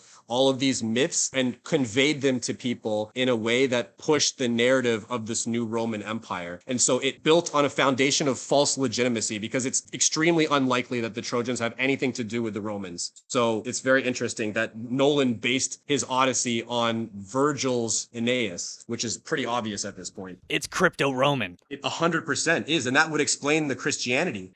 That was my read of the film as well, what you're saying. I would like to bring up, as a conspiracy theorist, some of the base level stuff in the film that seems worth mentioning. For instance, it feels very Christian in its framing for a few reasons. I don't think Agamemnon is really Agamemnon. I think Agamemnon is Darth Vader. And I think Darth Vader is Saturn. And I think the evidence being of how Agamemnon is presented in this spooky black armor, and he's introduced in the film as a bad guy. In fact, he's not even given any spoken lines until he's evoked in Hades. Only then is he allowed to speak for himself. He has no spoken lines before that. And he's seen as an evil figure because he sacrificed his daughter, Iphigenia, in order to get good wins for this assault on Troy. And in the film, Nolan's Odysseus is like, well, I don't really want to go, but I can't say no, because if I do, it is just assumed that Agamemnon will take my baby, my little boy, and either take him to war or sacrifice him. Long story short, my son will die. I got the impression that Odysseus is symbolic of the pre-Christian world that's looking at, like, let's say the barbarism of Greek religion, right? Where you're sacrificing humans and like looking towards Christ. I've followed Agamemnon long enough. What I'm doing is for the son. So I don't know, I thought that was kind of symbolic in the film, that to an extent Christianity is seen as a movement away from the pagan morality and towards, you know, boring old monogamy and boring old nuclear family, and we don't sacrifice our kids anymore. Unless you could, well, there's the draft, you know. It's considered, in Christianity, it's considered in poor taste to sacrifice children to pagan deities for worldly gain. Do you get what I'm saying here? I get what you're saying. Okay, so in terms of the Agamemnon caricature, which is a very different, as you pointed out, very, very similar to Darth Vader. That was a definite choice on their part because it's very different than any of the other caricatures I've seen of Agamemnon be portrayed. And I would say that he's basically portrayed as a shade. So basically when you die in ancient Greece, there's no heaven, but there is like a version of hell. So you die, they have to put these coins on your eyes and then they burn you. The purpose of the coins is so you can pay the boatman in the river Styx. And the boatman was basically their version of the Grim Reaper minus the scythe. I don't think he had a scythe, but he was a boatman, and he would ferry the dead souls across the way, but only if they could pay for it. Yeah. And the souls, as we've talked about, it's not quite like immortality. So this is a completely contrary version to like the Pythagorean or Platonic soul or Socratic soul that we've talked about before. This is a very much a Homeric version of the soul where the soul is not immortal. And that version of Agamemnon you see see is not an immortal soul in heaven or hell. That is a part version of him called a shade that is like a dead version of him that is like a half part of him that like the living part has been like removed from him. It's like a shadow of his former self, essentially. That's why he doesn't speak. And yeah, you're right that it definitely looks like a Darth Vader type caricature. And it's pretty obvious that they're trying to make that illusion, you know, like the dangerous, foreboding father figure, lawgiver type character that will eat you. That will literally cannibalize you, just like Saturn does to his children, right? Just like Cronus does to the Olympians. And therefore, it's like this cannibal theme is actually very common in cosmogenesis, meaning like the way that the creation of the universe and the physics that are related in the Greek universe. And also physics was called Thusis as well. Funny side note. But this is the original before physics, essentially. So this is their roadmap for living, that all things that you would need to be a good human being, they would have thought would have been contained in these stories. So it's funny that there's stories about cannibalism and war crimes when they're like, this is all you need to be a good person. So you can kind of see like how Agamemnon is basically the quintessential tyrant, right? He's worse than Priam. He's worse than the king of Troy. He's the guy that lies to everybody, will do anything for power, and eventually gets killed by his own family because he sacrificed his daughter when he gets back. These stories are all just like versions of what happens after the fall of Troy, following all these different characters.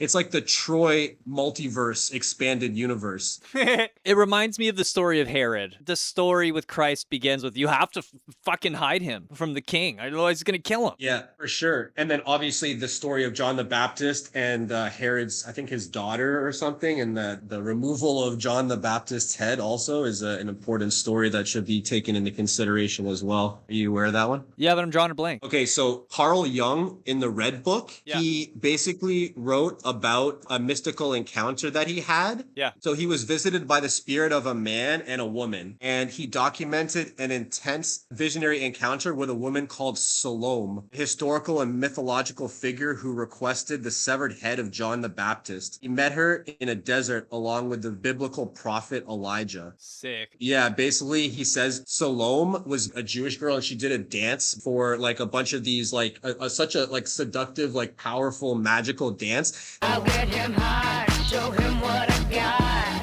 That all these powerful men at the time were like, we'll do anything for you, anything you ask. And she's like, okay, the head of John the Baptist. And there's a picture of this. It's a famous picture that you can look up, and it's Salome with the head of John the Baptist on a silver platter. And it literally is where that phrase silver platter comes from, I think, because it's just such an awful, horrific thing to do. And it seems so pointless and violent too, that it kind of reminds me of the Greek barbarism of the early years before Christianity and before like you can kind of see the world that these people live in and how these stories to them wouldn't have been so shocking, but to the modern audience, it's like, oh my God, he cheated on his wife and he hurt people's feelings. It's like, yes. That is how the ancient world functioned. This reminds me of the end of Apocalypse Now, where Colonel Kurtz tells Willard, like, you must make a friend of horror, because horror and moral terror are truly enemies. They're truly to be feared. I think that's my favorite Odyssey movie, is Apocalypse Now. My other favorite part of the film was when Odysseus ties himself to the mast to hear the sirens. And then the sirens die because he's the only one that could hear their song. Do the sirens die in the original myth? Yeah, I think so. Damn, I don't remember.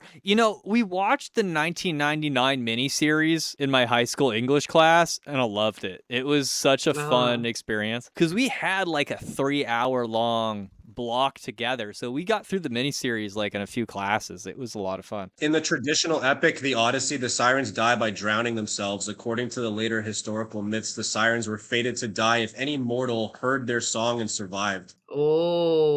Oh, it's very interesting. So he's like, I'm going to kill all these bitches as I go through, basically. So I did a little bit of research into this, and I guess originally the sirens are not always supposed to be depicted as beautiful women. Sometimes they're depicted as like birds with a human head, almost how the Egyptians depicted the Ba soul.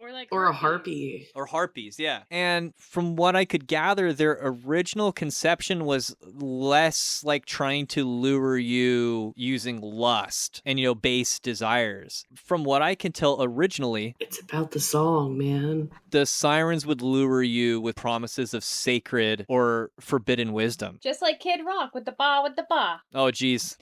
And I wondered about this. Like, it's so different when you think of it this way. It seems relevant to occultists. Like, It's still a hypnotic song. well, would you give up your good life to go learn the mysteries of the universe? Like, how many mystics have drowned in the same waters that, the prophet or the mystic swims in? Never get out of the boat. Absolutely goddamn right. Unless you were going all the way.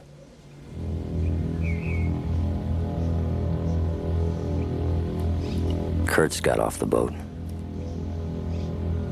He split from the whole fucking program. It's more like that than it is like, oh, I'm going to die for some titties. You know what it reminds me of, since you brought up the Ba connection, and I'm looking at these pictures of the sirens in a very Ba-like form, the lady heads on the bird bodies. It kind of reminds me of the journey of searching for your true will and then getting that mixed up and following like the individuality and the ego aspect of the true will instead of, the union of the Ba with the major Ba, the Ba Yeah, of all because Bas. it sounds beautiful, right? But it's Yeah. your death. Yes, it's the death of the individual Ba and the union of the plurality eternal Ba. So I found something that reminded me of this idea in Philip K. Dick's Valis, and I felt it was relevant here. I'll go ahead and just read it. I'll see what you guys think. He says, God can be good and terrible, not in succession, but at the same time. This is why we seek a mediator between us and him. We approach him through the mediating priest and attenuate and enclose him through the sacraments. It is for our own safety to trap him with confines which render him safe. The gentle sound of the choir singing, Amen, Amen, are not to calm the congregation, but to pacify the God. When you know this, you have penetrated to the innermost core of religion. And the worst part is that God can thrust himself outward and into the congregation until he becomes them. You worship a god, and then he pays you back by taking you over. This is called enthusiasmos in Greek. Literally, to be possessed by God. Of all the Greek gods, the one most likely to do this was Dionysus. And unfortunately, Dionysus was insane. To put another way, stated backwards, if your god takes you over, it's likely that no matter what name he goes by, he's actually a form of the mad god Dionysus. He was also the god of intoxication, which may mean literally to take in toxins. That is to say, take in poison. The danger is there. If you sense this, you try to run. But if you run, he has you anyhow. For the demigod Pan was the basis of panic, which is the uncontrollable urge to flee, and Pan is the subform of Dionysus. So in trying to flee from Dionysus, you are taken over anyhow. I write this literally with a heavy hand. I am so weary I am dropping as I sit here. What happened at Jonestown was the mass running of panic, inspired by the mad god panic leading into death, the logical outcome of the mad god's thrust. Whoa. And so I got the impression that if you think of these as like bossels, like these are the priests and the poets and the artists and the philosophers of the past. Like if we go too far into these myths, you need to have a mediator. That's why we got Christ, basically, is to protect us from the sirens. We needed Daddy Odysseus to protect us from these sirens. Like we had to plug our ears with wax.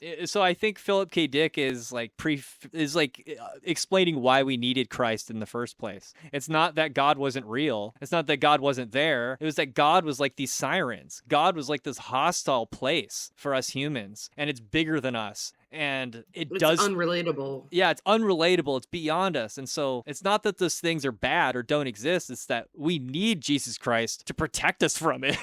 You guys remember recently when, I want to bring up two things, but the first thing is, do you remember recently there was an Olympic Games where they had some type of weird Dionysian, picture taken? They always doing stuff at the Olympics. Oh, yes, I know. We actually... You're talking about the feast. The Feast of Dionysus. I ranted about that. Yeah. Dude, we got so far off the medicated rails on that one. In fact, I'm afraid to even go into it now. Just reminded me of that, yeah. If you search, I think it's in research and development where I you'll ranted find it. about it a lot. If you search the term happy, HAPI, in research and development in our Discord, you'll find like a big long rambling. I think I also posted on X, and I post very rarely on there. That's one of those things that I'm going to have a hard time getting anyone to look at. But basically, hullabaloo, blah, blah, blah, politics, the Olympic Games. They're like, oh, they're making fun of the Last Supper, but they're calling it the Feast of Dionysus, etc. That's all like a distraction, because I feel quite strongly Hecate has proved that it was a depiction of the god Happy. Yep. Which has to do with the flooding of the Nile. Interesting. And the flood was... The flood is a much more relevant meme in that time to come afterwards for various reasons and in various forms, of which we're Greeks from Ithaca. Maybe I should pin it in research and development for anyone who wants to see it. Why didn't you welcome us? We're Greeks from Ithaca. Sorry. You know what it made me think about was we had a long conversation at the beginning when we talked about Nietzsche, and we talked about how he was the mad poet possessed by Dionysus, and that he wanted to get rid of the Apollonians, who were Socrates and Plato, and replace them, the philosophers, with the Homeric heroes, who were the Dionysians, because he thought that the master morality of the old gods was better than the weakness and the herd mentality of the new gods, the gods of Christianity. So he believed that to a certain degree it was necessary for the displacement of the order that had been done. So he wanted almost a return to the primitive heroes and the drum beats of war. And instead of the discourse and the conversations of Athens and the bloat of overly expressive sophists and their ability to do rhetoric the way I do, would be looked down upon by most of these people. Well, that's where it brings us up to modern politics, because long story short, this is what I see. I could have some details wrong, but I get the impression that Elon Musk saw the quote-unquote DEI casting for this film. I don't think he saw the film. He just started railing against it. And now, as of recording this episode, the talk is Elon Musk is going to give Mel Gibson $100 million to shoot the Odyssey in Greek using Greek actors and have it be 100% accurate to the hymns.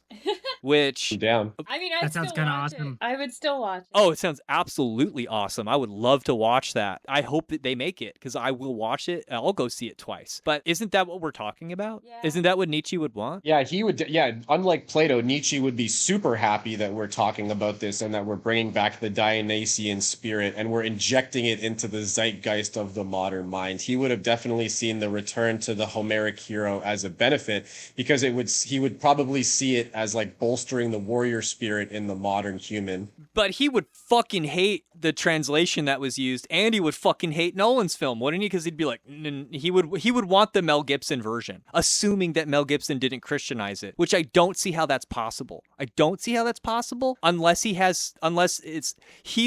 this is what's so funny. He would do that in order to prove why Jesus Christ was necessary, right? Right. But exactly. But I don't think the Chuds want it for that reason. I think the Chuds want it the way Nietzsche wants it, which to me is confusing, because in my mind, let's say I have a little liberal wolf and a little conservative wolf on my shoulder. The conservative wolf is no, Nolan's film has got mystic, Jesus reflective, inclusive Christ, and that's really good and nice, and that's what we need. But then it's actually the liberal fucking wolf that's no, I want a perfectly historically accurate Odysseus. I want him ripping people. I want him killing people. And I want him to do it with a smile on his face.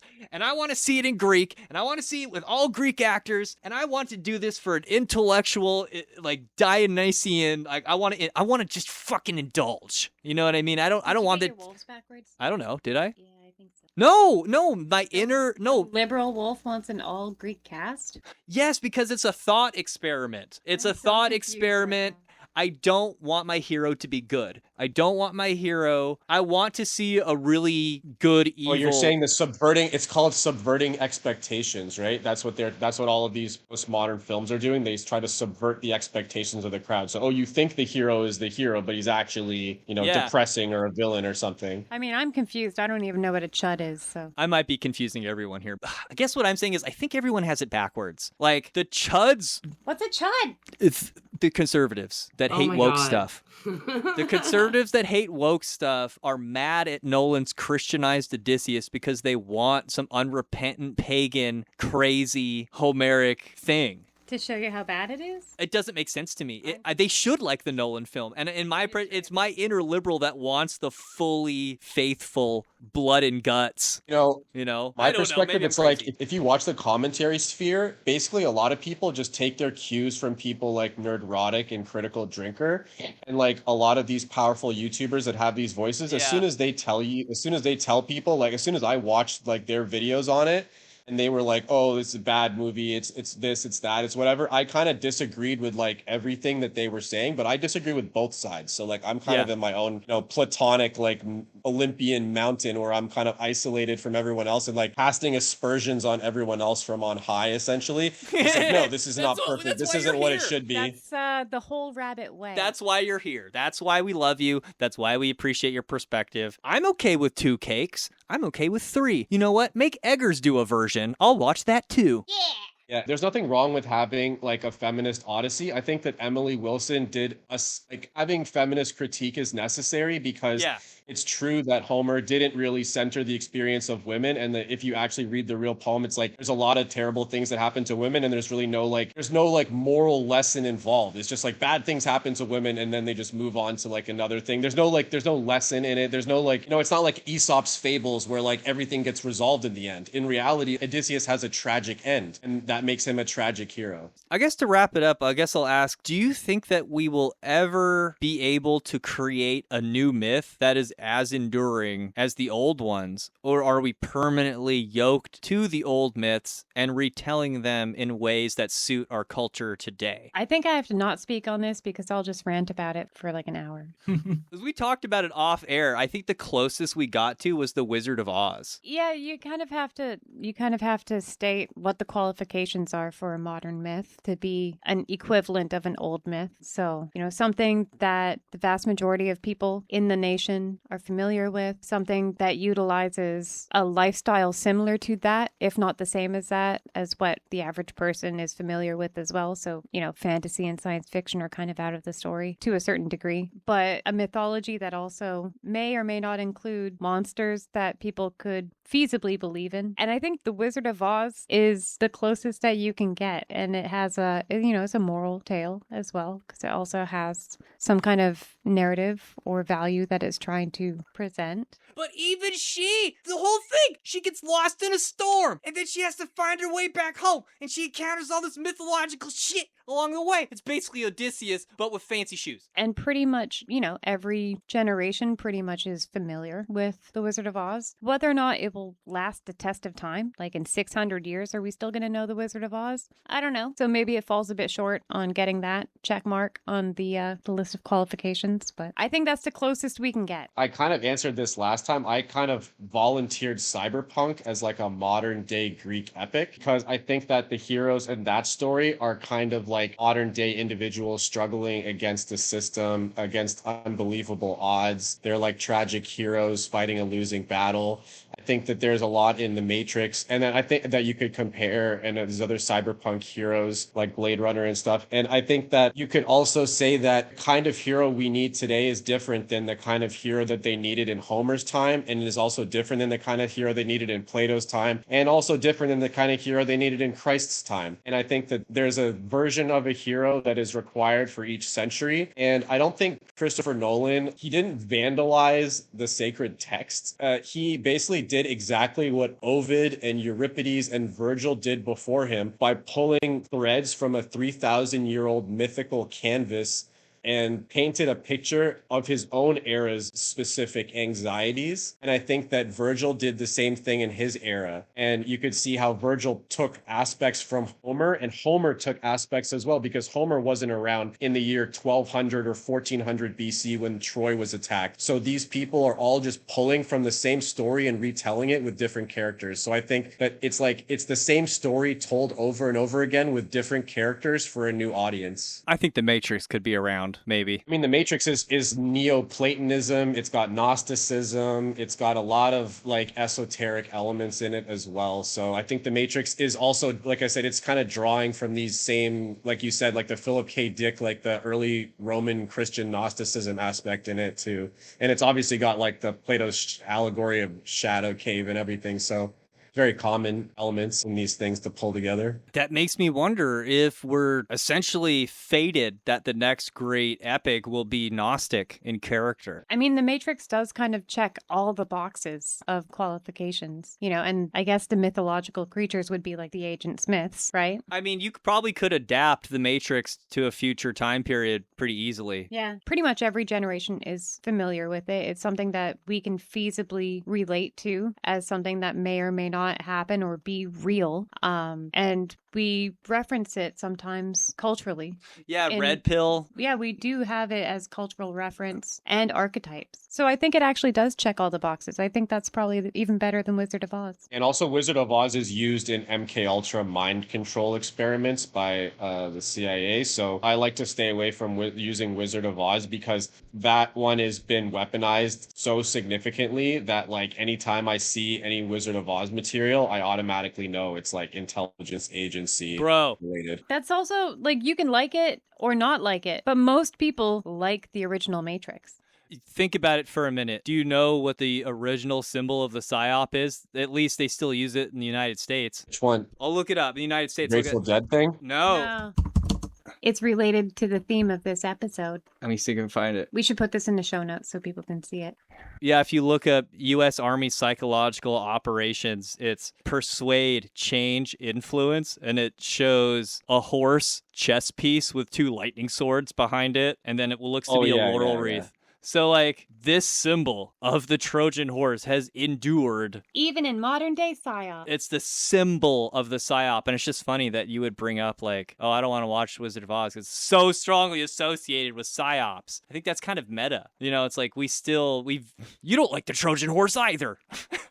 Yeah, and don't forget that also the Greek god of dreams and the leader of the Honorori, his name is Morpheus. That's right. He's the god of dreams. So when you're seeing Morpheus in the Matrix, that is the Greek god of dreams. You're just talking to Neo. You know that he's fucking Calypso, too. Only on weekends. Interesting that according to the Roman poet Ovid's Metamorphosos, Morpheus resides in a quiet cave deep within the underworld. His sanctuary is designed to promote ultimate rest. He sleeps on an ebony bed surrounded by fields of poppies. Yep. The mythological extraction of sleep-inducing juice from these poppy flowers is the historical namesake, the pain-relieving drug morphine. The lore of Morpheus has heavily influenced modern storytelling. Neil Gaiman's iconic comic book, The Sandman, features a protagonist named Morpheus, who controls the entire realm of dreams and nightmares. So Morpheus is specifically tasked with appearing in dreams of kings and heroes. To take on the exact shape and speech of any human gives his name a strong linguistic tie to the concept and form of transformation. The English word morph originally indicates from the Greek word morphe. Oh my god, this is actually like mind-blowing, like for me personally right now, because it just shows that like Morpheus is literally appearing to Neo because he's a hero and or king from the mythical past, and he is the Greek god of dreams. We have literally established without a doubt that Matrix is a Greek epic. I knew it! Straight up. I would relate him to the ancient Egyptian god Bes. So when are we going to do the Matrix? Oh man, I would love to do the Matrix whenever you have an opportunity. Yeah, that'd be dope. Okay, let's find time to do the Matrix at some point. Hecka won't be able to write. We'll wait till you have a week to write with us. I dropped some lore on you right now because I know you're going to love this, and I was waiting to drop this on you. All right. It's Star Wars related. Do it. It's related to what we just talked about. All right, and then we have to go. Okay, We'll pick it up next time. No, this is the tie-in. This is the bridge of all bridges. Okay. Okay. You remember that scene in Star Wars where Obi-Wan Kenobi is in the bar on Coruscant, and then that weird alien guy with the little head things come up to him, and he's like, "Hey, man, you want to buy some death sticks?" Yeah. And he's like, "No, you don't want to sell me death sticks. I think you should go home and rethink your life." And he's like, I don't want to sell you death sticks. I want to go home and rethink my life. And then he just leaves, right? And that's like a really weird but funny scene that happens, okay? You know who that character is? No. That's the same guy. It's That's the Mouse. same actor. That's the same character from Matrix who plays the character Mouse. And Mouse is the guy that tells Neo at the beginning, hey, do you like that character, the red woman? Yeah, No I way. made that character. Oh my god. They're connected. He's a seller of desires. Yeah. Oh my god. He is. He's still Hey. selling death sticks. Hey, want to buy some Matrix death sticks? Damn right I do. Goddamn right. Isn't that crazy that the Matrix is like canonically connected to Star Wars? Do this weird like throwaway throwaway scene in this one character. It's like, is Star Wars a program inside the Matrix computer? It's quite possible. I love the Matrix. You know, I honestly was a Matrix fan way before I was a Star Wars fan. Because my name's Luke. Everyone picked on me. And my name's Luke, you know? And the Matrix came out when I was 13. No, Luke, you definitely got the worst of it, though. But I definitely got every rendition of Han Solo that you can insultingly possibly imagine. Han Solo gets the princess, though. Yeah, he also gets run through by, what's his name? He gets the Odysseus end. He gets killed by his own son. Oh. Okay, now that's going to open a conversation that we don't want to have today. I think that's a good point. Now, you're going to come back and talk to us about the Matrix, and maybe we can maybe we could come up with some other topics for us to discuss too. I'd like to talk to you about the thing that we obsess about on this show, the Frasier's The Golden Bow, and the Lake of Diana, and the story of the Rex Nemorensis. I'm very curious to see what you think about that kind of stuff. And I argue that that's a big subtext of Apocalypse Now. So at some point, we're going to have to do that episode too. That might actually be fun to have you on that because there's so much Greek myth, in my opinion, woven into that. I feel like the Greek translator at this point, and I don't even speak Greek. You're the Greek translator now. You're the champion of Plato. The bridge between the past and the future. Okay, I think with that, thank you, everybody. I hope you'll come back next time. Eat carrots and shoot lasers. Pew, pew, pew. Pew pew.